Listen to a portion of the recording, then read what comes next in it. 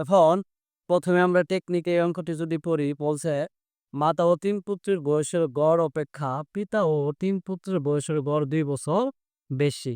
এই যে এই রিলেটেড যত অঙ্ক আসবে এখানে মাতার বয়স বের করতে বলুক বা পিতার বয়স বের করতে বলুক, কিভাবে টেকনিকে এক লাইনে শেষ করা যায় সেটাই কিন্তু সমাধান করে দিব। তাহলে এখন যেহেতু পিতার বয়স বলছে তাহলে আমরা এখানে লিখব পিতার বয়স। তাহলে পিতার বয়স সমান সমান কার বয়সটা দেওয়া আছে? মাতার বয়স দেওয়া আছে, তাহলে এখানে লিখতে হবে মাতার বয়স। মাতার বয়স প্লাস মাইনাস, এখানে প্লাস মাইনাস দেওয়ার উদ্দেশ্যটা একটু পরে বলবো।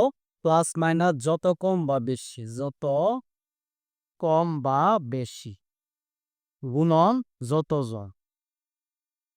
তাহলে এটা হচ্ছে শর্ট টেকনিক। এই টেকনিকে এবার এই ফর্মুলা যা মনে থাকবে, এইরকম অঙ্ক মাতার বয়স পিতার বয়স বের করতে বললে কিন্তু এইভাবে সমাধান করা কি যাবে টেকনিকে।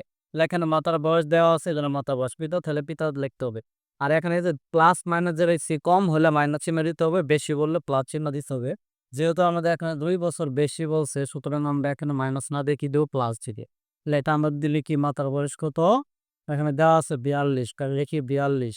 যেহেতু বেশি বলছে এই জন্য প্লাস দিলাম। কয় বছর বেশি? ২ বছর বেশি। গুণন যত জন, মোট কত জন? ৪ জন। কিন্তু আমরা কত দিব? ৪ জি। তাহলে ৪২ যোগ ৪ দোকানে ৮, তাহলে ৪২ আর ৮ যোগ করলে ৫০। এই যে ৫০ বছর হচ্ছে এদের উত্তর।